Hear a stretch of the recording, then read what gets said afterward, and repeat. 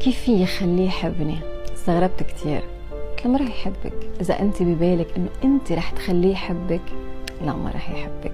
كان في واحد كل ما يمشي يلاقي حجرة نفسها هي الحجرة، طلع فيها يخبطها بإجره هيك غشيم. تاني يوم ثالث يوم يشوف نفس الحجرة يخبطها بإجره. ثالث يوم اجى معه رفيقه وبده يخبطها بإجره، رفيقه قال له شو عم تعمل؟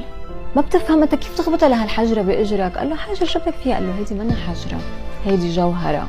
رفيقه طلع جوهرجي، وما حدا رح يعرف قيمة الجوهرة إلا جوهرجي. أما هيدا الغشيم اللي انت ناطرة انه هو يحبك رح يضل يشوفك حجرة لو شو ما عملتي.